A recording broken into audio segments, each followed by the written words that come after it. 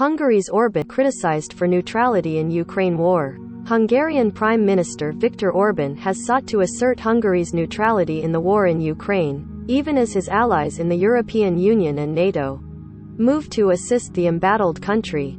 Budapest, Hungary, widely seen as Russian President Vladimir Putin's closest ally in the European Union, Hungarian Prime Minister Viktor Orban has sought to assert Hungary's neutrality in the war in Ukraine, even as his allies in the EU and NATO assist the embattled country and punish Russia for launching the largest armed conflict in Europe since World War II. Orban, who faces a difficult election on April 3, has refused to supply Ukraine with military aid, alone among Ukraine's EU neighbors, and has not allowed lethal weapons to be shipped to Ukraine across Hungary's borders. Arguing that providing such assistance to Ukraine would draw Hungary into the war, Orban, while avoiding ever mentioning Putin by name, has portrayed himself as the defender of his country's peace and security while insisting that EU sanctions against Russia not be extended to its energy sector, of which Hungary is a major beneficiary. The answer to the question of which side Hungary is on is that Hungary is on Hungary's side, Orban wrote Saturday on social media.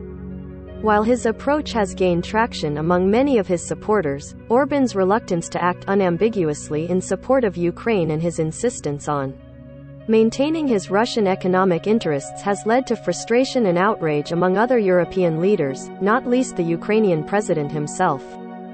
In a video address Friday to a summit of EU leaders, Ukrainian President Volodymyr Zelensky made a frank, direct appeal to Orban to take a clearer stance on Russia's war on Ukraine and support his besieged country. "I want to stop here and be honest, once and for all. You have to decide for yourself who you are with," Zelensky said. Zelensky recalled that Hungary's capital of Budapest had experienced the horrors of war in the 20th century, and referred to a memorial of bronze shoes on the Danube River that pays tribute to the Hungarian Jews executed by German and Hungarian fascists in World War II. "Listen, Viktor, do you know what's going on in Mariupol?" Zelensky said, referring to the Ukrainian city on the Sea of Azov that has undergone devastating Russian bombardment. "Please, if you can, go to your waterfront. Look at those shoes. And you will see how mass killings can happen again in today's world. That's what Russia is doing today." While Orban has voted in favor of most EU sanctions against Russia, Zelensky slammed him for opposing sanctions on Russian energy imports, considered one of the EU's most effective potential means for putting pressure on the Kremlin, and for being Ukraine's only EU neighbor to refuse to supply it with military. "You hesitate whether to impose sanctions or not. You hesitate whether to let weapons through or not. And you hesitate whether to trade with Russia or not. It's time to decide already. We believe in you, we need your support," the Ukrainian leader said. Yet Orban rejected Zelensky's emotional appeal, saying Friday in a video posted to social media that the Ukrainian president's requests were against Hungary's interests. He claimed that sanctions on Russian energy would mean that the Hungarian economy would slow down and then stop within moments.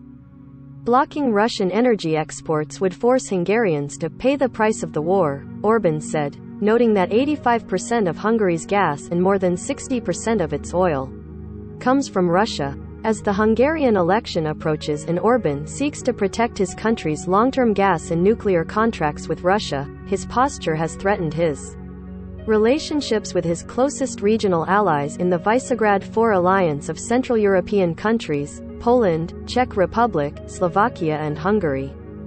Poland, like Hungary, has long been the target of EU efforts to crack down on democratic backsliding and rule of law violations, and is a steadfast ally in Orban's efforts to reduce the power of EU institutions over member states. Yet centuries of domination by Russia has given Poles a deep distrust of Moscow. The Polish government in Warsaw has been outspoken in condemning Putin in supporting Ukraine. Orban's refusal to act in kind has created fault lines in the two countries' relationship. Speaking to Polish public radio on Friday, Poland's ruling party leader and Orban ally Jarosław Kaczynski said he was displeased with Orban's stance on "If you asked me if I was happy, I would say no," Kaczynski said. We will see what will happen after the elections, and then this assessment can be finally formulated. But we are not happy. Also Friday, Czech Defense Minister Jana Černochová said she would not attend a meeting of Visegrad 4 defense ministers in Hungary next week. In a tweet, Černochová said she did not want to get involved in Hungary's election campaign but criticized Hungary's attitude to the war in Ukraine. "I'm really sorry that cheap Russian oil is more important for Hungarian politicians than Ukrainian blood," she wrote. Associated Press writer Vanessa Jara in Warsaw, Poland contributed to this report. Follow the app's coverage of the war at https://apnews.com/hub/Russia-Ukraine.